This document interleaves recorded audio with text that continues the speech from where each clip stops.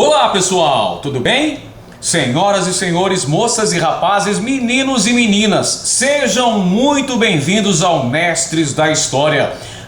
Disseram que eu não vim, mas olha eu aqui de novo, tô aqui junto com você para conseguirmos uma grande preparação para o concurso da PJC 2017, uma preparação condizente para você ficar muito mais do que competitivo e conseguir um grande resultado. Estamos aqui trabalhando duro, com muito afinco, muita dedicação, para que você possa gabaritar. A nossa meta aqui é estraçalhar com a banca CESP, detonar completamente a banca CESP. É por isso que a gente está se empenhando tanto, com foco, com força, com fé, para conseguir um grande resultado. E você está junto conosco. Quero agradecer todo mundo que está acompanhando o nosso curso, que está deixando seus likes, que está dando comentários e a gente compartilhando os materiais. Isso é muito bom, é uma onda positiva que vai trazer grandes resultados para você.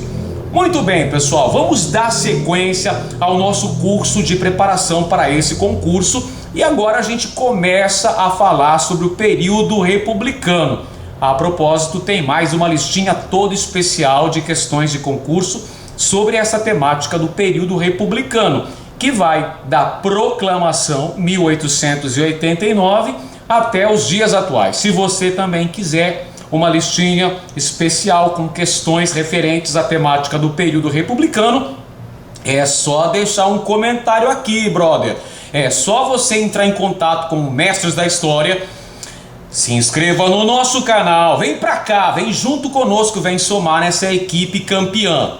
Então, se você quer esse banco de questões referentes ao período republicano, deixa aqui o seu comentário que eu vou remeter totalmente na faixa, totalmente gratuito para você receber esse material e poder testar o seu conhecimento. Porque não adianta só você assistir a videoaula não, camarada.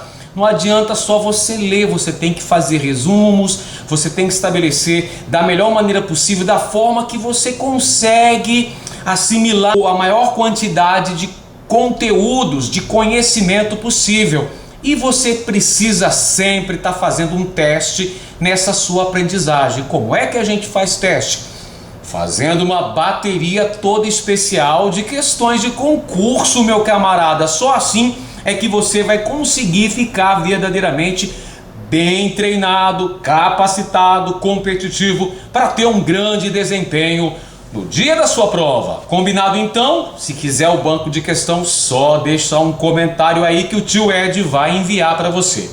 Muito bem, senhoras e senhores, vamos então começar a discutir o período republicano. Nossa primeira temática vai ser sobre o coronelismo em Mato Grosso. Certamente você já estudou em algum momento de sua vida acadêmica sobre o fenômeno do coronelismo, ou você estudou no ensino médio, ou na sua preparação para um vestibular ou para o Enem, ou até mesmo para fazer um concurso. Mas certamente este tema não é uma novidade para você. Você já deve ter estudado alguma coisa relacionada com o coronelismo.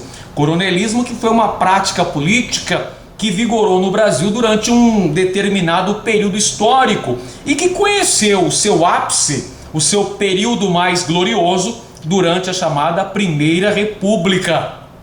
Professor Edenilson, o que vem a ser a Primeira República? Ora, a Primeira República, moçada, compreende o período que vai da proclamação 1889 até o advento da chamada Revolução de 1930. Que dá início à Era Vargas. Portanto, este período temporal que tem como balizas 1889 e 1930 é chamado de Primeira República no Brasil. Alguns autores, alguns historiadores também usam a expressão República Velha. Mas República Velha é um conceito um tanto quanto depreciativo. Tem toda uma conotação pejorativa, porque na verdade esse termo República Velha foi cunhado pelos integrantes do movimento militar que levou Getúlio Vargas ao poder lá em 1930, a dita Revolução de 30.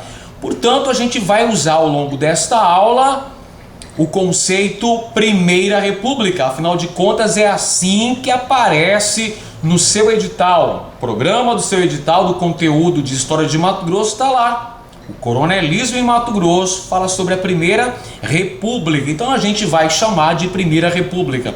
Aliás, sobre essa temática nós temos 3 aulas. Olha que legal, a gente vai estudar 3 aulas sobre a Primeira República. Inicialmente a gente vai falar sobre o coronelismo. Depois eu vou fazer uma abordagem acerca da economia de Mato Grosso ao longo da Primeira República. E ainda tem mais uma aula que vai tratar das relações de trabalho durante a Primeira República em Mato Grosso. Veja como a gente vai trabalhar intensamente a temática da Primeira República em terras mato-grossenses. Vamos lá, moçada, vamos começar a nossa aula. Vamos aí firmes e fortes, destrinchando todos os itens que constam no seu edital. Vamos lá, a gente está falando sobre o coronelismo. Mas o que vem a ser o coronelismo? Veja só, denomina-se coronelismo o fenômeno político que caracterizou a Primeira República no Brasil, caracterizado pela influência exercida por grandes líderes políticos, espécies de caciques políticos, mandatários locais, os chamados coronéis. E quem eram esses coronéis aí, professor? Me diga tudo, não me esconda nada. Os coronéis eram grandes proprietários de terra, comerciantes influentes que usavam do seu poderio econômico para alcançarem também projeção política, na medida em que estes coronéis conseguiam manipular os eleitores através da troca de favores. Portanto, anota aí uma característica fundamental do coronelismo: é o assistencialismo, uma espécie de clientelismo. Veja só, uma relação clientelista envolvendo o coronel e os eleitores. O coronel concedendo uma série de favores para os eleitores e exigindo em troca uma fidelidade canina, uma obediência cega às normas ditadas pelo coronel e principalmente o voto durante as eleições. Era assim que funcionava esse chamado clientelismo entre o coronel e os seus agregados, todos aqueles que dependiam de uma forma direta ou indireta dos benefícios concedidos pelo coronel. Porque, a bem da verdade, pessoal, o coronel tinha uma grande projeção política. O coronel era o manda-chuva, como eu disse anteriormente. O coronel era uma espécie de cacique político local. Vamos conceituar aí o período da Primeira República no Brasil? Vamos nessa então. Durante a Primeira República, durante boa parte desse período em nossa história, predominou o poder exercido pelas oligarquias. E quais eram as principais oligarquias dominantes no cenário político brasileiro desse período? As oligarquias de São Paulo e de Minas Gerais, que tinham um pacto oligárquico, uma aliança política entre as mesmas. O nome dessa aliança era Política do Café com Leite. Através da política do café com leite, São Paulo e Minas Gerais praticamente se revezavam no controle político nacional. Vigorou então durante a Primeira República essa aliança oligárquica, esse pacto entre as oligarquias de São Paulo e Minas, denominada Política do Café com Leite. Isso acontecia na esfera federal. Na esfera estadual nós tivemos a Política dos Governadores, também chamada de Política dos Estados, que foi criada justamente no governo do presidente Campos Salles. Essa política dos governadores consistia em uma aliança envolvendo o poder central na figura do presidente da República e os governos estaduais na figura de seus respectivos governantes, ou seja, os governadores. Também uma troca de favores. Os governadores se comprometiam a eleger uma bancada que fosse dar sustentação ao presidente, ou seja, uma bancada aliada ao poder central, e em troca o presidente da República concedia vultosas cifras, verbas públicas, para serem investidos nos estados, nos respectivos estados. E mais do que isso, o presidente da República se comprometia a não intervir militarmente nas questões relacionadas à política estadual. O que aconteceu desse contexto histórico é que a política dos governadores acabou por acirrar ainda mais os ânimos, envolvendo as oligarquias estaduais, o que por sua vez levou a uma violenta disputa pelo poder. O coronelismo, moçada, foi um fenômeno político que caracterizou o Brasil inteiro. Praticamente todos os estados do Brasil tiveram manifestações de coronelismo. Essas oligarquias que ora se uniam, ora se digladiavam pelo poder político. E aqui em Mato Grosso não foi diferente. Em Mato Grosso também tivemos muitas lutas envolvendo coronéis e seus bandos, envolvendo as oligarquias. As oligarquias eram grupos, eram alianças e compromissos firmados entre variadas famílias de coronéis. Tivemos grandes representantes do coronelismo em Mato Grosso, como por exemplo Antônio Paz de Barros, o Totó Paz, Generoso Ponce, Pedro Celestino, Manuel Murtinho, Joaquim Murtinho, o próprio Jango Mascarenhas e outros tantos que vão ora se aliançar, ora se opor nessa disputa pelo controle político aqui no estado de Mato Grosso. Então vamos lá. O coronelismo foi um fenômeno político-social que teve a sua fase de apogeu durante a Primeira República no Brasil. Caracterizava-se pelo poder exercido por grandes proprietários de terra e comerciantes que detinham o poder econômico, e através desse poder econômico eles conseguiam também uma projeção política, controlando o voto dos eleitores.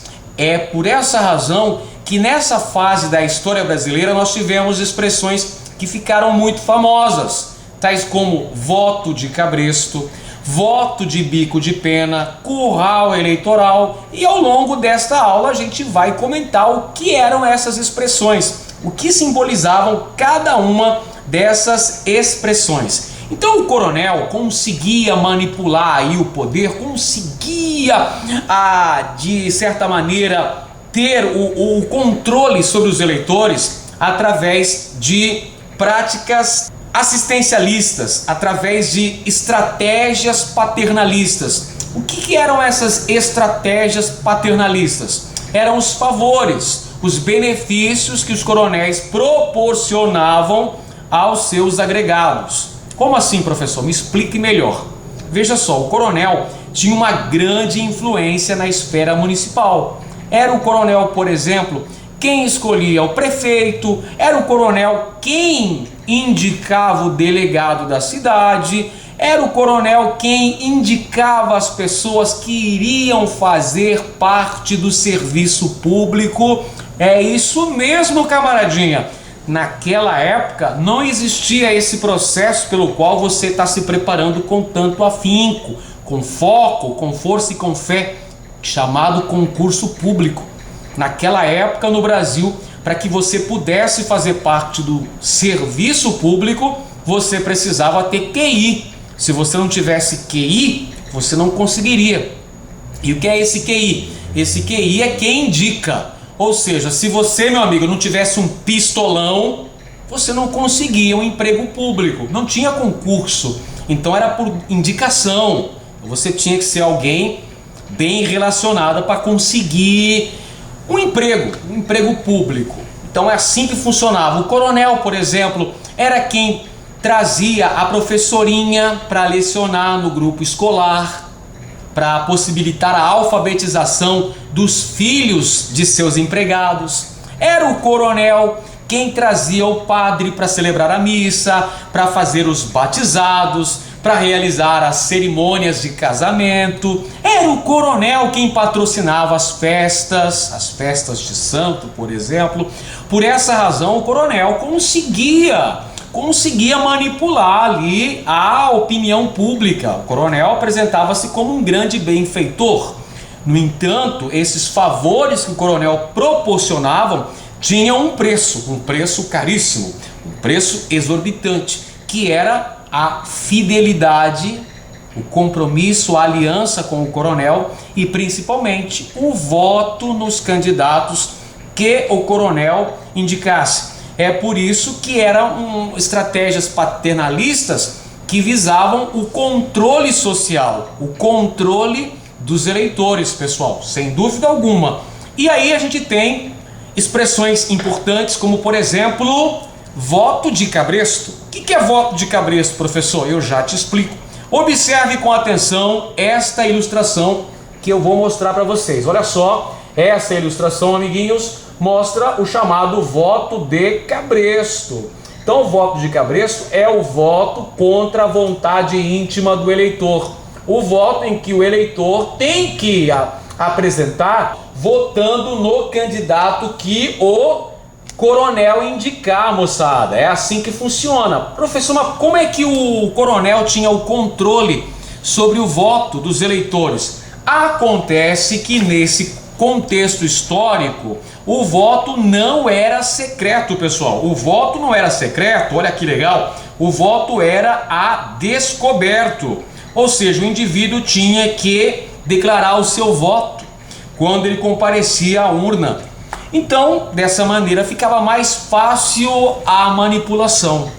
Durante a Primeira República no Brasil, vigorou a Constituição de 1891. É interessante a gente falar um pouquinho sobre essa Constituição, principalmente no que tange à participação política. Tinha direito à participação política no Brasil, nesse contexto histórico, apenas os maiores de 21 anos que fossem alfabetizados. E o voto era masculino. Vamos lembrar também que o voto não era secreto, o voto era a descoberto, ou seja, voto aberto. A galera toda ficava sabendo em quem você estava votando ali, meu irmão. Então você poderia sofrer sanções se você não votasse, se você não seguisse as diretrizes do coronel. Você estava no sal, você ia enfrentar aí a raiva do coronel, a fúria do coronel e seus jagunços fortemente armados, porque todos os coronéis tinham bandos de jagunços que defendiam seus direitos, pessoal. Então, portanto, nós podemos dizer que o coronelismo apresentava então medidas altamente coercitivas, medidas assim que limitavam o exercício pleno da cidadania por parte dos eleitores, seja através do chamado voto de cabresto. Olha aí o voto de cabresto, o coronel, aí o político, conduzindo até a urna o Zé Burro. Zé Burro é o eleitor, moçada, puxado ali a rédea curta, chegando até a urna para depositar o seu voto junto à soberania nacional. Esse é o velho voto de cabresto que caracterizou a Primeira República no Brasil inteiro. Então é uma expressão que surgiu nessa época, voto de cabresto. Outra expressão muito recorrente desse mesmo período é voto de bico de pena. O que é esse voto de bico de pena, professor? É justamente o voto manipulado. Ou seja, olha só mais uma charge para você, vamos olhar aqui. Observe com atenção, meu querido. Vamos lá, vamos mostrar aqui. Deixa eu pegar meu lápis, vou mostrar para vocês. Isso aqui são as fraudes eleitorais que eram uma constante. Vamos explicar esta charge, esta caricatura? Então vamos lá, observa comigo. Então na imagem você vê uma velha senhora. Essa velha senhora simboliza a política, mostrando que a política estava meio que ultrapassada, a política estava obsoleta, a política já estava carcomida pelos seus vícios. Do outro lado aqui, quem aparece, nós temos uma urna onde se lê eleições, e saindo dessa urna, eis que está lá uma mulher bonita, simbolizando a verdade, e essa mulher está nua. Então vamos entender essa charge, moçada? Olha só, como é que essa charge nos explica aí o voto de bico de pena, as fraudes eleitorais. Então a velha política com seus vícios tem ali uma folha de parreira nas mãos para cobrir a nudez da verdade. Então, a velha política, com seus vícios e defeitos, impede que a verdade saia nua e crua das urnas durante as eleições.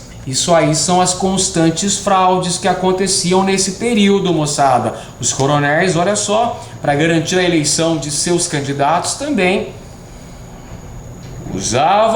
lançavam mão de práticas consideradas abusivas, as fraudes eleitorais. Então, como se já não bastasse o voto de cabresto, ainda tinha o voto de bico de pena, que era a adulteração das atas de contagem de votos. E mais um detalhe, e mais uma curiosidade: nesse período histórico no Brasil, não existia a justiça eleitoral. Então, você já imaginou como eram as eleições naquela época.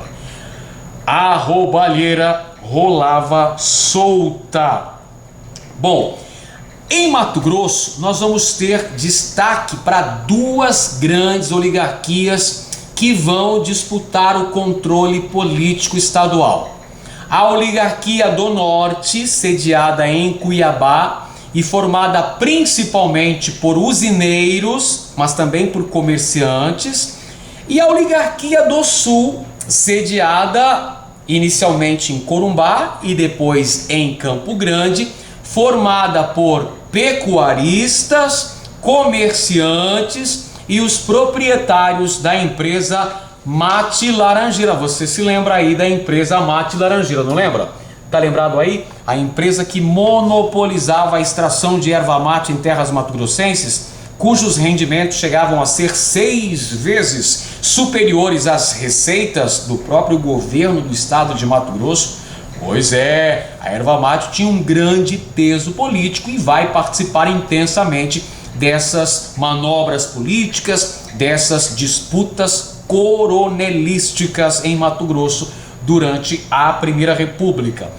Característica básica, portanto, dessa época são as ações coronelísticas e também cabe destaque para o banditismo que a gente teve nesse contexto também, principalmente na região do Pantanal mato-grossense, com a ocorrência de roubo de gado, viu, pessoal? Então, coronelismo e banditismo. Então você tem a ação de coronéis e ação de bandos armados em Mato Grosso. É por essa razão que alguns historiadores, como o Valmir Batista Correia, chegam a dizer que Mato Grosso era considerado um espaço de violência nesse contexto histórico. Mato Grosso, um espaço de violência onde imperava a lei do artigo 44, ou seja, a lei do calibre 44. Então a galera adorava isso daqui, ó, as ações de violência. A lei do artigo 44, calibre 44. A galera coçava o dedo mesmo aí. Bobeou, dançou. Muito bem, pessoal. Na Primeira República, que é esse período que a gente está estudando, que vai da proclamação, 1889, até o advento da Era Vargas, 1930, a gente teve o apogeu do coronelismo e do voto de cabresto. Mais uma imagem que o tio Ed traz para você para ilustrar muito bem o chamado voto de cabresto. Tá aí, observa aí na sua tela, moçada. Aí você tem o coronel, que ao mesmo tempo é o coronel e o candidato. Olha a propaganda dele na parede aqui, ó. Vote no coronel, amiguinho. Se não votar, leva chumbo. Olha só, aqui temos o jagunço do coronel, muito bem armado até os dentes, e do outro lado está o pobrezinho do eleitor, que era obrigado a votar no candidato que o coronel indicasse. Esse é o nosso bom e velho voto de cabresto. O voto de cabresto predominou durante a Primeira República, assim como o coronelismo. Podemos dizer que o voto de cabresto era um braço importante das práticas coronelistas no Brasil durante a Primeira República. Nessa fase, tivemos um grande personalismo político dos coronéis. Isso significa que, nesse contexto, apesar de existirem diversos partidos políticos, a grande maioria desses partidos políticos eram partidos regionais, eles estavam restritos ao estado onde estavam atuando, então não eram partidos nacionais, perfeito? Mas o que tínhamos nesse contexto histórico era o grande personalismo, ou seja, ideologia política mesmo era pouca, o que valia era o carisma, era o caráter de influência que cada um desses coronéis possuíam. Isso a gente chama de personalismo político. E esses coronéis tinham bandos armados, esses bandos por sua vez eram arrebanhados nas camadas marginais da sociedade e estavam ali atuando para defender os interesses político-partidários dos coronéis. Então quer dizer, o coronel tinha uma milícia particular, um verdadeiro exército paramilitar que defendia os interesses político-partidários desses coronéis. Perceba que a luta entre esses coronéis era uma constante, que a prática da violência vigorou nessas disputas políticas. Você já deve estar percebendo que o que menos interessava era a condução do voto, que na verdade essas disputas, esses grupos, essas oligarquias que se digladiavam pelo poder político é que decidiam. E eram seus interesses, principalmente seus interesses econômicos, que estavam em jogo nesse momento. Tudo bem? Várias vezes tivemos a formação dos chamados batalhões patrióticos, que eram grupos armados, podemos chamar de grupos paramilitares, que eram formados para defender os interesses da elite ou da oligarquia dominante, da oligarquia que estava no poder. Então o grupo que estava no poder se armava para permanecer no poder. O grupo que estava alijado do poder, por sua vez, também se armava para tentar conquistar o poder. Por essa razão que nessas lutas coronelistas que nós tivemos aqui em Mato Grosso, por diversas vezes a máquina estatal foi usada nessas disputas envolvendo as oligarquias dominantes mato-grossenses, tá? Quem estava no poder lançava a mão de usar inclusive verba pública, dinheiro dos cofres públicos para financiar a formação desses batalhões patrióticos, que nada mais eram do que grupos de jagunços muito bem armados para defender os interesses dos coronéis. A fase da Primeira República é um período histórico caracterizado pelo domínio exercido pelos coronéis. Eu vou repetir para você porque essa é uma informação importante, moçada. E vocês sabem que eu não sou baú para guardar informação, não guardo segredo. Então eu vou dizer tudo para você.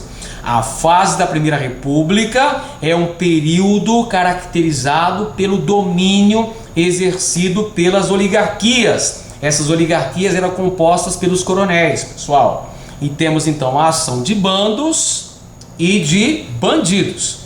Temos os bandos dos coronéis, inclusive a formação dos batalhões patrióticos que defendiam o governador no exercício do poder. E tínhamos também o banditismo. O banditismo também foi uma característica das terras mato-grossenses nas primeiras décadas do século XX, principalmente com roubo de gado, hein? Na região do Pantanal. Anota aí, meu amiguinho, anota aí, minha amiguinha, nos seus alfarrábios essas informações que são pertinentes. Uma outra curiosidade ainda muito interessante sobre a Primeira República e essa questão política aqui em Mato Grosso é que as primeiras manifestações separatistas da porção sul de Mato Grosso surgem justamente durante a Primeira República. Olha só, o processo que levou à divisão do estado de Mato Grosso, que só se concretizou lá em 1977, quando o presidente Ernesto Geisel assinou a lei complementar número 31, lá de 11 de outubro daquele ano, 77, mas essas disputas, esse anseio pela separação, pela emancipação política da porção sul do então território uno de Mato Grosso, Isso é antigo. Isso remonta lá ao final da Guerra da Tríplice Aliança contra o Paraguai. E ao longo do século XX, esse processo conheceu avanços e recuos, avanços e recuos. As primeiras manifestações de anseio por uma autonomia da porção sul de Mato Grosso surgem no contexto dessas disputas coronelísticas. Tudo bem? Beleza, então. Chumbo grosso aí, pessoal. Chumbo grosso na concorrência. Não podemos dar vacilo aí, moçada. Vamos continuar firmes e fortes com o nosso ideal de estudar para valer. O que você está pensando aí, meu irmão? Para de mimimi e vai estudar. Senta a bunda na cadeira e vai estudar, meu. Puxa vida. Galera, ao longo da Primeira República em terras mato-grossenses, aconteceram uma série de movimentos, uma série de disputas envolvendo as oligarquias dominantes aqui no cenário político. Vamos citar aqui algumas das principais manifestações coronelísticas. Tivemos a Revolução de 1892, o massacre da Baía do Garcês, que aconteceu em 1901. Tivemos também a Revolta de 1906, a Caetanada e também a disputa envolvendo Morbeck e Carvalhinho ao longo da década de 1920. Então são vários movimentos ocorridos em Mato Grosso, onde tivemos como principal característica o uso da violência. Lembra?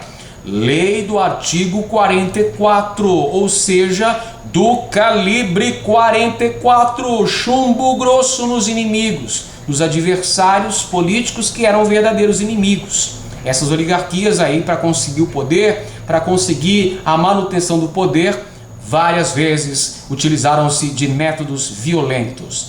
Várias vezes nós tivemos o sangue jorrando na história de Mato Grosso ao longo desse período da Primeira República. É verdade, pessoal, não é fácil não.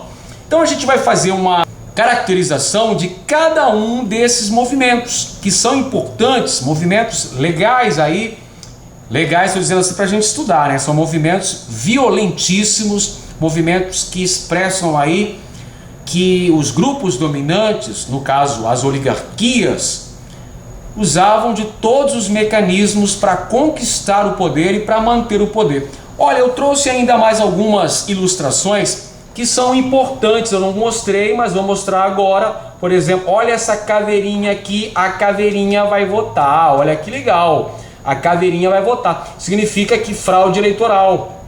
Durante a Primeira República no Brasil não foi raro o caso de pessoas que compareciam com documentos de indivíduos que já eram falecidos e mesmo assim faziam lá o exercício da cidadania, ou seja, o voto. Aqui mais uma ilustração que a gente já mostrou, já comentou, eu mostro novamente aqui. Essa aqui eu tive tempo e colori, pessoal, que vocês sabem que eu quero fazer uma preparação top de linha para você. Você merece. Você está estudando comigo, você está confiando aqui no professor Edenilson Moraes, no tio Ed. Então eu não tô envidando esforços aqui não, eu tô trabalhando pesado aqui. Olha só, até a ilustração para ficar mais bonitinha a nossa aula, né? Mais atraente a nossa aula, mostrando aqui as caricaturas do período da Primeira República. E aqui alguns elementos aqui representantes do coronelismo em Mato Grosso. Este aqui é Joaquim Murtinho. Joaquim Murtinho, moçada, chegou a ser ministro da Fazenda do presidente Campos Salles. É o ministro da Fazenda que vai negociar ou renegociar o pagamento da dívida externa brasileira junto aos bancos ingleses, um processo chamado Funding Loan, lá no finalzinho do século XIX. Joaquim Murtinho, aqui ó, importante representante das oligarquias mato-grossenses famosos aqui. Eles eram comerciantes, eram acionistas da Companhia Mate de Laranjeira também. Ele e seu irmão Manuel José Murtinho, que foi ministro do Supremo Tribunal Federal, pessoal, e também foi governador de Mato Grosso. Olha os Murtinho aí. Outro grande representante da política mato-grossense dessa época foi Generoso Ponce. Olha o bigodão dele invocado, Generoso Ponce, que de generoso só tinha mesmo o nome, né? E não podemos esquecer desse nosso amiguinho aqui, empreendedor, proprietário da usina Itaici, lembra dele? Antônio Paes de Barros, nosso bom e velho Totó Paes, outro importante representante das oligarquias mato-grossenses. Então, nessa época, nós tivemos muitas lutas envolvendo coronéis e seus bandos, envolvendo essas oligarquias. Então, agora a gente vai falar sobre as características principais de cada um desses eventos que eu falei para vocês. Começando pela Revolução de 1892. Bom, primeiro um adendo importante. O termo revolução aqui é uma hipérbole, né, pessoal? É uma forçação de barra, literalmente. Na verdade, foi um movimento, foi uma revolta acontecida nessa época, uma espécie de insurreição, um movimento rebelde que aconteceu no contexto da renúncia do presidente Deodoro da Fonseca.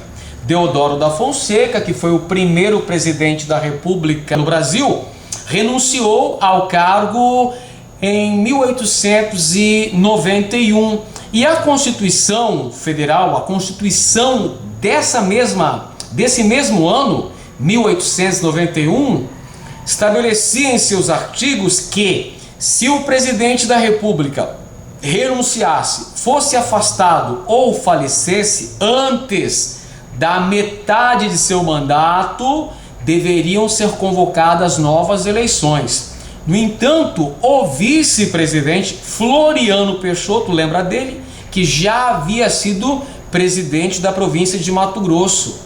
Ele não aceitou, bateu o pé literalmente e assumiu a presidência da República mesmo contra a lei. Assumiu no peito e na raça a presidência da República, mas enfrentou uma série de movimentos contrários, como por exemplo a Revolta da Armada, que foi uma manifestação da Marinha no Rio de Janeiro, a Revolução Federalista, que foi um ato rebelde promovido pela região sul do Brasil, principalmente o Rio Grande do Sul, lá com a disputa entre chimangos e maragatos.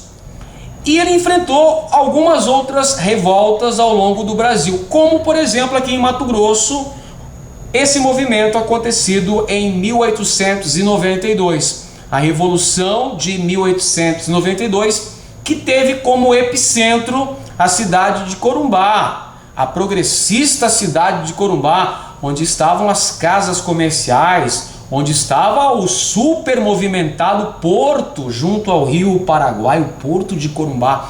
Então lá em Corumbá, as oligarquias do sul, sediadas nessa cidade, vão derrubar o governador e vice de Mato Grosso. O governador era o nosso amiguinho, cadê ele aqui? Manuel, aliás, o governador era esse mesmo, Manuel José Murtinho, olha ele aqui, Manuel José Murtinho, e o vice-governador era Generoso Ponce. Pois bem, as oligarquias sulistas fizeram essa revolta, fizeram esse ato lá em Corumbá e destituíram o governador e o vice e já montaram uma junta governativa, uma junta administrativa para governar o estado de Mato Grosso. Só que nossos amiguinhos Manuel José Murtinho e Generoso Ponce não aceitaram isso não. Eles vão reagir e organizar um contragolpe.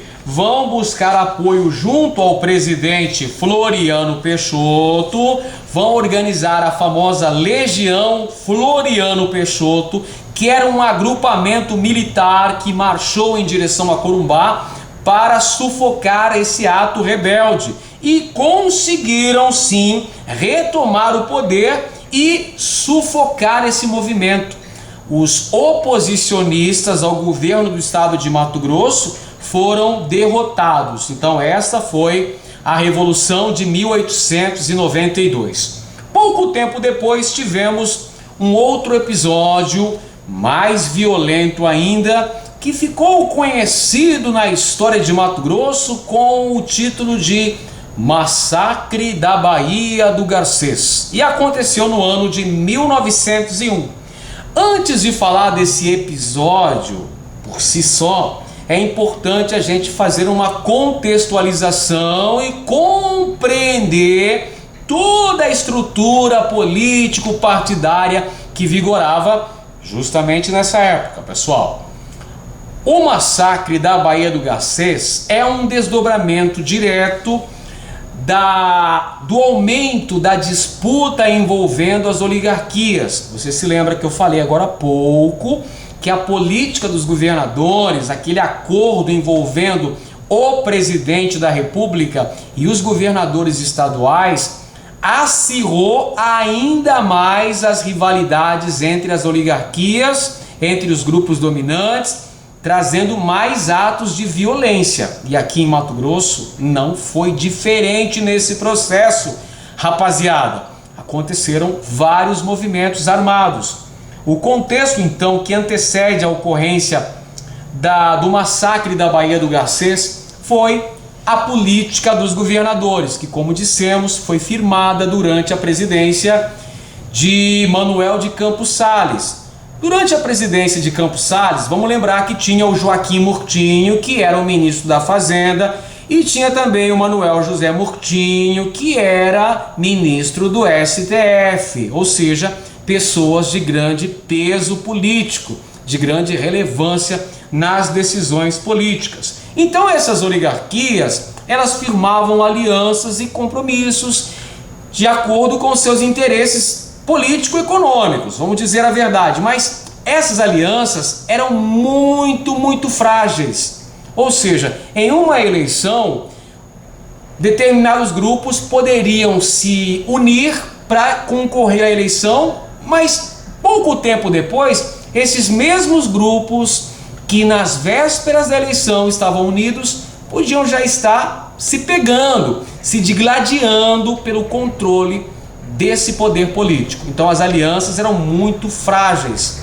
Esse sistema de compromissos era extremamente imbricado. Até fica difícil de fazer uma análise mais pormenorizada, mais acurada sobre esse contexto histórico, devido a essas alianças muito volúveis que aconteciam nesse período histórico. E esse contexto que antecede a ocorrência do massacre da Baía do Garcês marca o rompimento entre o generoso Ponce, o rompimento entre generoso Ponce e os irmãos Murtinho. Lembram que eles estavam unidos quando o nosso Manuel José Murtinho era governador e o nosso generoso Ponce era vice-governador? Pois bem, eles se desentenderam e houve um rompimento da aliança entre eles. Tanto é que generoso Ponce lançou um candidato para concorrer ao governo do estado, que era o Peixoto de Azevedo, e os Murtinho lançaram outro candidato, que era José Maria Metelo. E quem venceu as eleições foi justamente o candidato apoiado por generoso Ponce, o Félix Peixoto de Azevedo. Tudo bem? Foi vitorioso. Só que os Murtinho, lembra dos Murtinho que tinham grande peso político a nível nacional, inclusive, não vão aceitar o resultado dessas eleições e vão formar a Legião Campos Sales. Engraçado que eles formavam esses batalhões e colocavam o nome do presidente, né? Como nós tivemos aí a Legião Floriano Peixoto, então formou-se a Legião Campos Sales, Legião Campos Sales, professor, tudo bem? A Legião Campos Sales, chefiada pelo usineiro Antônio Paes de Barros, olha ele aqui, o nosso digníssimo Totó Paes, proprietário da usina Itaici. Essa legião aí era um grupo fortemente armado que invadiu Cuiabá, cercou o prédio da Assembleia Legislativa e forçou os deputados estaduais a anularem o pleito que havia sido realizado, cujo Vitorioso havia sido o candidato apoiado por Generoso Ponce. É isso mesmo.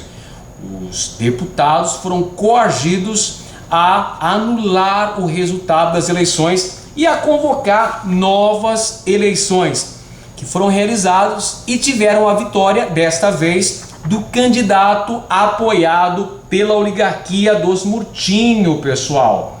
Perfeito? Os Murtinho que tinham o apoio federal, o apoio do presidente Campos Salles. Então as eleições foram anuladas, ocorreu um novo pleito e o vitorioso foi Antônio Pedro Alves de Barros, candidato apoiado pelos irmãos Murtinho, ou seja, Generoso Ponce, que havia apoiado a eleição do Peixoto de Azevedo, seu candidato, teve que amargar uma derrota, uma dura derrota aí nesse contexto, marcado por essas disputas acirradas e violentas entre as elites mato-grossenses. E aí, durante o governo do Antônio Pedro Alves de Barros, formou-se a divisão patriótica.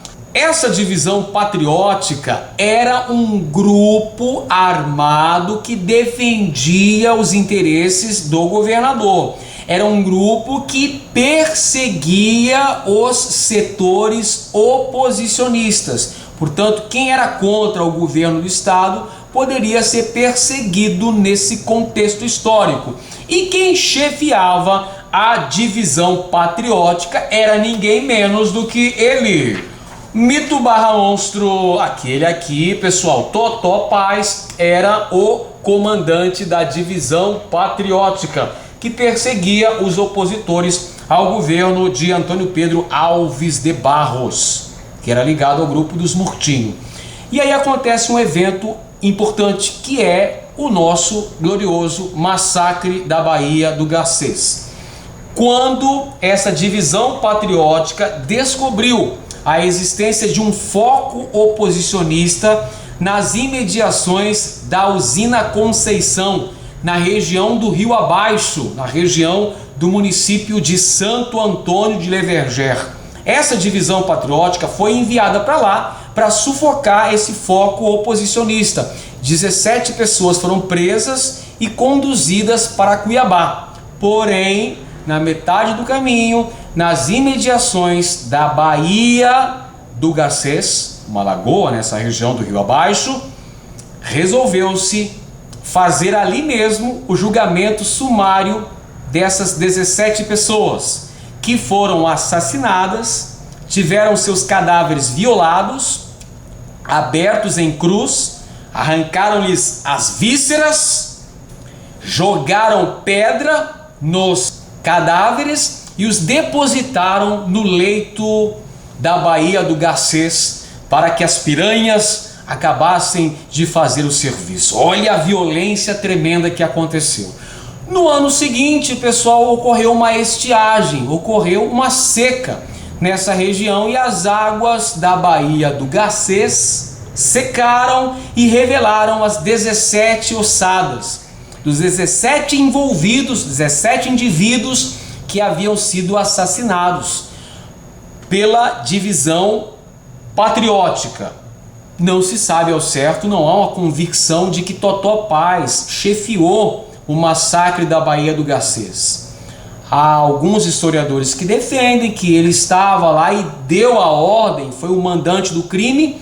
Outros historiadores, como por exemplo o professor Alfredo da Mota Menezes, vai dizer que Totó Paz não teve nada a ver com a ocorrência desta triste página, desta página sangrenta da história de Mato Grosso. O fato é que, senhoras e senhores, não foi aberto nenhum inquérito para se investigar esse crime, descobrir quem eram os mandantes, quem que executaram esse ato tão hediondo, esse crime hediondo que foi realizado ali nas imediações da Baía do Garcês. Tanto é que nas eleições seguintes, Antônio Paz de Barros candidatou-se e foi eleito governador de Mato Grosso no ano de 1902. Totó Paz, então, eleito governador de Mato Grosso. Totó Paz, que era um empresário, usineiro,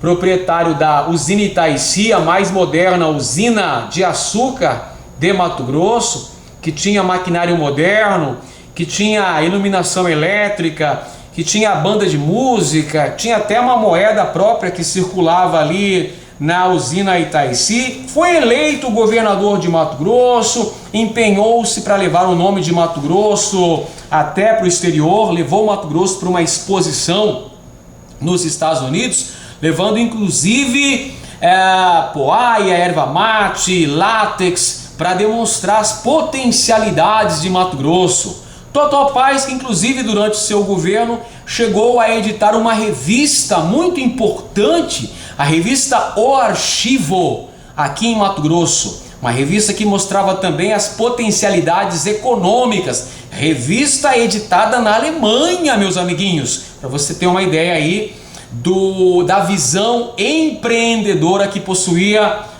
Totó Paz, o nosso glorioso Antônio Paz de Barros. Ele foi eleito em 1902 contando com o apoio dos irmãos Murtinho. Então vamos mostrar aqui Totó Paz, aliança com os Murtinho. Então, nas eleições de 1902, Totó Paz, para conseguir a vitória na eleição, contou com o apoio dos irmãos Murtinho. Joaquim Murtinho, olha ele aqui, e Manuel José Murtinho apoiaram então a eleição de Totó Paz. Porém, no início de seu governo, Totó Paz acabou rompendo com os Murtinho. Por que o Totó Paz fez isso, professor?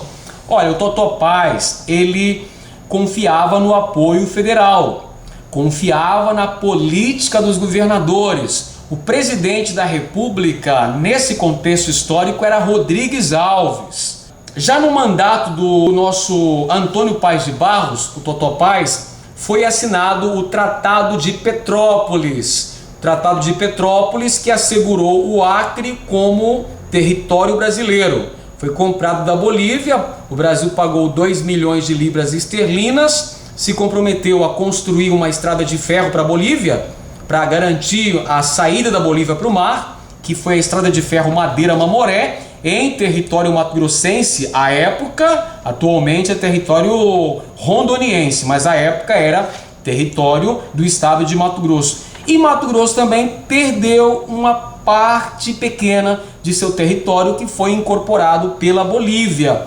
Os setores oposicionistas criticaram Totó Paz, queriam que Totó Paz peitasse o presidente Rodrigues Alves e não cedesse essa parte do território para a Bolívia. Mas esse acordo já estava pronto, moçada. Esse acordo já havia sido, inclusive, um compromisso assinado entre as partes, no caso, a República do Brasil e a República Boliviana. Totó Paz não teria como pedir algo parecido, só que a oposição vai usar isso para criticar o governo de Totó Paz. Totó Paz, ele vai romper com os Murtinho. Veja, ele confia no apoio dado pelo presidente da República, no apoio concedido pelo presidente Rodrigues Alves. Então ele rompe com seus antigos aliados, os Murtinho. E o que vai acontecer? Os Murtinho vão se aliançar com o adversário de Totó Paz. Olha aqui o adversário de Totó Paz, Generoso Ponce, pessoal. Olha só como é que funciona o negócio, hein? Os inimigos de véspera tornam-se amigos pouco tempo depois. Olha só, os Murtinho vão até Assunção, capital do Paraguai, onde estava o nosso amiguinho Generoso Ponce, estava autoexilado, residindo lá no Paraguai. E lá ele editava um jornal oposicionista chamado A Reação. Esse jornal descia lenha no governo do Totó Paz, pessoal. E no frontispício desse jornal lia-se: publicado na República do Paraguai por falta de garantia em Mato Grosso. Perceba que o Generoso Ponce era um importante adversário político de Totó Paz.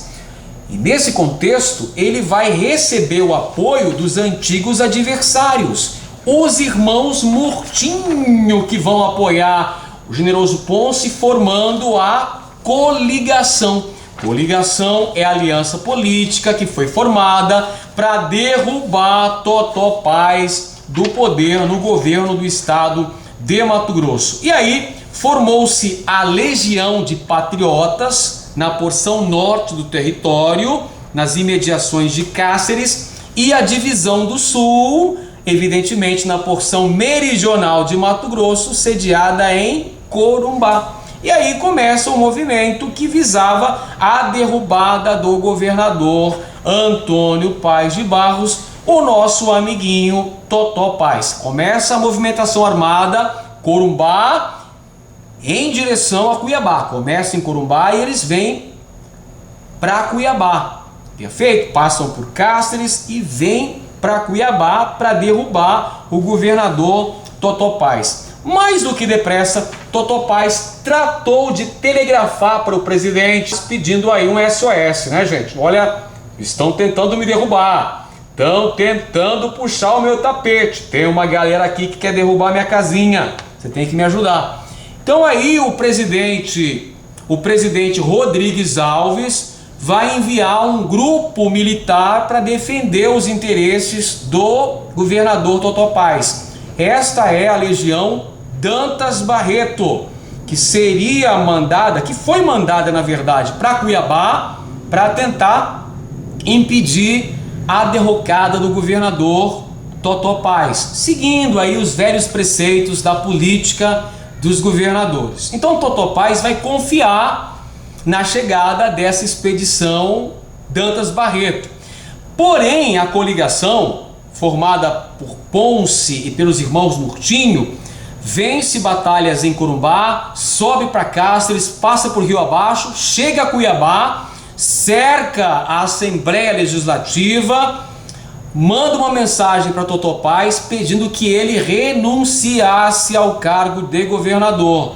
Totó Paz não vai aceitar perder o cargo de governador e vai se refugiar numa fábrica de pólvora nas imediações do Cochipó, aguardando a chegada do reforço vindo do Rio de Janeiro.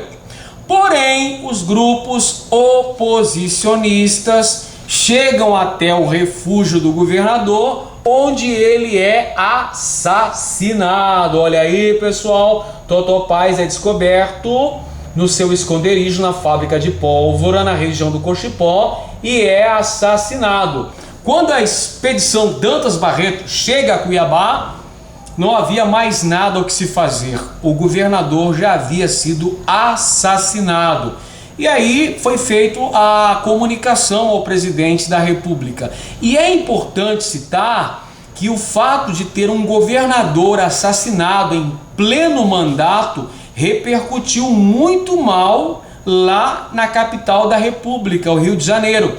Inclusive, chegou-se a cogitar a ideia de uma intervenção federal em Mato Grosso, que só não aconteceu por causa do peso político que tinham os irmãos Murtinho, que estavam envolvidos nesse movimento que culminou com a morte do governador de Mato Grosso, o Totó Paz. Esse movimento chamou-se Revolta de 1906. Pouco tempo depois temos uma outra manifestação coronelística acontecida em Mato Grosso. Desta feita foi a Caetanada, pessoal, que aconteceu no ano de 1916. Caetanada tem esse nome numa referência a um de seus personagens centrais, Caetano de Albuquerque, governador de Mato Grosso. Caetano de Albuquerque foi eleito pelo Partido Conservador, que tinha como grande cacique político, grande projeção do Partido Conservador mato-grossense, era ninguém menos do que o senador Azeredo, uma figura proeminente da política mato-grossense da Primeira República. O senador Azeredo chegou inclusive a ser presidente do Senado por 15 anos, era uma figura de grande relevo, de grande peso político, inclusive nacional. Ele apoia a eleição de Caetano de Albuquerque através do Partido Conservador. Porém, O nosso amigo aqui, o Caetano de Albuquerque, tem uma série de desentendimentos com o seu partido que o elegeu, e ele acaba rompendo com esse partido e vai se filiar ao partido adversário, que era o Partido Republicano Mato-Grossense. Então, nesse contexto, a oposição virou situação. Olha só que coisa interessantíssima. A oposição, que havia perdido as eleições, virou situação quando o governador trocou de partido. Claro que isso acaba gerando uma série de conflitos, uma série de oposições, luta armada envolvendo esses grupos coronelísticos aqui em Mato Grosso, os oposicionistas e os situacionistas. Isso gera um contexto de muita violência, pessoal. E o contexto, a propósito do momento em que ocorreu a caetanada aqui em Mato Grosso, era um momento histórico em que a Assembleia Legislativa estava votando a renovação dos arrendamentos dos ervais nativos para a Companhia Mate Laranjeira. A Companhia Mate Laranjeira, que tinha o monopólio da extração de erva mate, queria mais 30 anos para poder extrair a erva mate. Mas havia um grupo político na Assembleia de Mato Grosso que era contrário a essa renovação, queria dividir esse território em pequenos lotes e trazer colonos para produzir alimentos em Mato Grosso. Então havia uma disputa política muito acirrada entre os favoráveis à renovação. Entre esses favoráveis à renovação estavam os irmãos Murtinho. Vamos lembrar que os irmãos Murtinho eram proprietários de um banco chamado Banco Rio Mato Grosso, e esse banco era um dos principais acionistas da Companhia Mate Laranjeira. Já o nosso amigo Generoso Ponce, pessoal, aqui está ele. Generoso Ponce era contrário à renovação desse arrendamento para a Companhia Mate Laranjeira. Então o que deu? Deu um perrengue muito grande. Deu uma disputa muito grande entre esses grupos favoráveis e contrários. A própria Assembleia Legislativa de Mato Grosso chegou a cogitar promover o processo de impeachment do governador Caetano de Albuquerque. Ele acabou renunciando, depois volta. Gera um contexto muito conflituoso, inclusive uma dualidade administrativa, Cuiabá e Corumbá. Inclusive Cuiabá chegou a ser sitiada, grupos formados por jagunços cercaram a Assembleia Legislativa, quer dizer, um contexto extremamente violento que foi resolvido através da intervenção federal. Inicialmente, o governo federal nomeou Camilo Soares de Moura para ocupar o cargo de interventor e contornar essa situação conflituosa que Mato Grosso estava enfrentando naquele contexto histórico.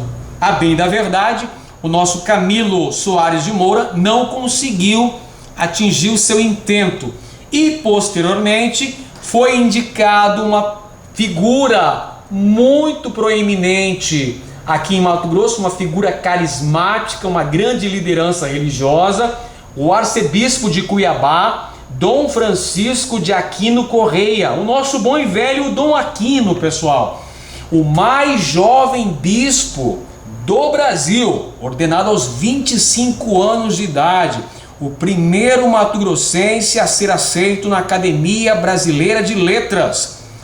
Dom Aquino, uma figura notória aqui em Cuiabá e considerado uma figura neutra, assume o governo do estado e vai promover a pacificação política de Mato Grosso em 1917. Então ele assume o governo do estado, Dom Aquino, e inclusive ele foi o governador de Mato Grosso durante as comemorações do bicentenário de fundação de Cuiabá, que foi no ano de 1919. Fez uma série de festividades alusivas a essa data tão importante para a capital de Mato Grosso. Inclusive tinha a proposta de promover a iluminação pública de Cuiabá, que infelizmente acabou não acontecendo. Muito bem, ainda tem mais um outro episódio importante que aconteceu em Mato Grosso durante a Primeira República. Foi o conflito envolvendo Morbeck e Carvalhinho, pessoal. Vamos encerrando a nossa aula falando sobre este conflito coronelista que foi muito importante. Conflito envolvendo José Morbeck e Manuel Balbino de Carvalho. O conflito Morbeck e Carvalhinho, que foi uma disputa política, uma luta armada entre os coronéis do leste de Mato Grosso, na região de mineração diamantífera em Mato Grosso. Você se lembra aí da nossa aula? Tá lembrado? Puxa pela memória. Puxa aí pela memória aí. Vamos lá. Tá lembrado aí da aula que a gente falou sobre a economia de Mato Grosso pós-guerra da Tríplice Aliança? Onde a gente falou que teve o extrativismo vegetal, teve a pecuária, teve as usinas de açúcar, mas teve também o extrativismo mineral com uma nova fase de extração de diamantes na região dos rios Araguaia e Garças e nas antigas minas lá do século XVIII, que já haviam sido exploradas no século XVIII, as minas de Diamantino. Te lembra disso? Tá ligado na parada? Então, pessoal, nova fase de extração diamantífera que aconteceu na primeira metade do século XX, que contribuiu inclusive para a vinda de milhares de imigrantes para essa região, surgindo alguns núcleos populacionais, Guiratinga, Poxoréu, Tesouro e por aí vai. Migrantes nordestinos que vão trabalhar na extração de diamantes. A exemplo de José Morbeck, doutor José Morbeck, engenheiro, que se estabeleceu junto aos rios Araguaia e Garças no ano de 1912. Então ele era uma espécie de manda-chuva, uma espécie de chefe político, uma espécie de cacique político lá da região do Araguaia. Ele vai comandar esses migrantes que vão se estabelecer naqueles núcleos. Então era uma figura que tinha um peso político muito grande, inclusive vai bater de frente com o próprio governo do estado de Mato Grosso, representado na figura do governador Pedro Celestino, pessoal. Olha, o episódio Morbeck e Carvalhinho é muito interessante, é muito marcante. Daria uma aula só para a gente falar sobre esse episódio que aconteceu no leste mato-grossense, numa região que era fronteira disputada pelos estados de Mato Grosso e Goiás, que acabou sendo definido como território mato-grossense. Inclusive foi feita uma consulta popular, o próprio Morbeck organizou uma consulta popular para saber se os garimpeiros queriam que aquela região permanecesse território de Mato Grosso ou que fosse incorporado ao estado de Goiás. E a galera escolheu Mato Grosso. Então vai ter um enfrentamento, uma disputa, um conflito de interesses envolvendo o Morbeck com o governador do estado, Pedro Celestino, que inclusive tinha interesse de arrendar toda essa região para uma companhia inglesa de mineração que pudesse explorar os diamantes. Claro que aí os garimpeiros, os nordestinos, que já estavam lá há um bom tempo, iriam ser desalojados. É claro que o doutor Morbeck era contrário ao arrendamento desse território para uma companhia estrangeira que pudesse extrair o diamante nessa região. Então a gente já vai ter uns conflitos de interesse, que vai culminar no fato do governador Pedro Celestino nomear como delegado de polícia e fiscal da cobrança de tributos, da cobrança de impostos sobre a extração de diamante na região, o nosso amigo Carvalhinho, pessoal. Carvalhinho, que a propósito chegou na região em 1922 e estabeleceu-se em Santa Rita do Araguaia, pessoal. Era amigo pessoal de José Morbeck, mas aos poucos acontecem alguns episódios que vão minando essa amizade. Brigas envolvendo os membros dos grupos garimpeiros que faziam parte da equipe de Morbeck e da equipe de Carvalhinho, alguns desentendimentos aí em cabarés, disputando mulheres, em cabarés, e acabaram gerando um episódio muito violento quando elementos do grupo de Carvalhinho invadiram lá o arranchamento dos elementos do Morbeck e assassinaram algumas pessoas ali num desdobramento de uma briga que havia ocorrido num cabaré na região diamantífera. Depois teve uma série de desdobramentos, culminando com a prisão de alguns elementos aí que faziam parte do do grupo de Carvalhinho. Então aí aos poucos a amizade entre esses dois acabou ficando muito comprometida. E aí aconteceu o conflito Morbeck contra Carvalhinho, que é a disputa entre os coronéis do norte de Mato Grosso. Teve o famoso episódio dos morcego e dos cainágua. Os morcegos eram os elementos do grupo de Morbeck, que atacaram à noite, atacaram de madrugada. E os cainágua eram os indivíduos do grupo de Carvalhinho, que para se salvarem atravessaram o rio Araguaia e foram para Goiás. Então esse episódio ficou conhecido como dos morcegos e dos cainágua. Então esse litígio envolvendo Morbeck e Carvalhinho aconteceu entre os anos de 1924 e 1926. E olha só que curiosidade legal. Foi na época em que a coluna Prestes passou pelas terras mato-grossenses.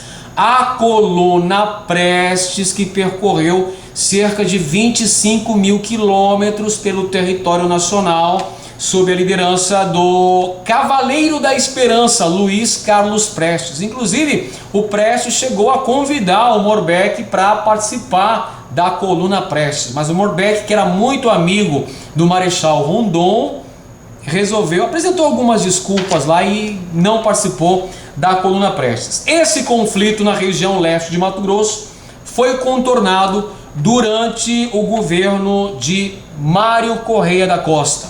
Na verdade, foi um acordo político que foi firmado com o Morbeck. Então nós podemos dizer que nesse conflito Morbeck contra Carvalhinho, quem saiu-se vitorioso foi o próprio governo do estado de Mato Grosso, que conseguiu contornar essa zona de conflito e conseguiu ali manter o controle sobre a extração de diamantes.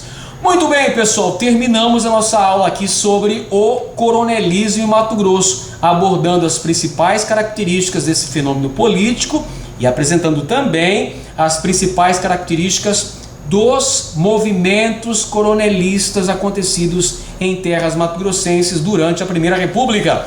Se você gostou dessa aula, se essa aula te apeteceu, se você conseguiu assimilar conteúdo, não se esqueça de curtir a nossa aula, viu, amiguinho? Isso dá força para a gente continuar essa nossa longa jornada árdua de estudar junto com você, de preparar você para esse concurso que vai ser barra pesada, que vai ser concorrido ao extremo, e você precisa estar capacitado para ficar altamente produtivo e ter um grande desempenho. Não se esqueça também de compartilhar nas suas redes sociais e se inscreva no nosso canal, ajuda a gente a crescer aqui no YouTube para mais vídeos de qualidade, para a gente estudar juntinho, para a gente continuar a nossa longa caminhada rumo à aprovação. Amém? Toma posse dessa bênção, hein? Amém! Vamos lá então, pessoal, um grande abraço para todo mundo e até a próxima. Valeu, gente!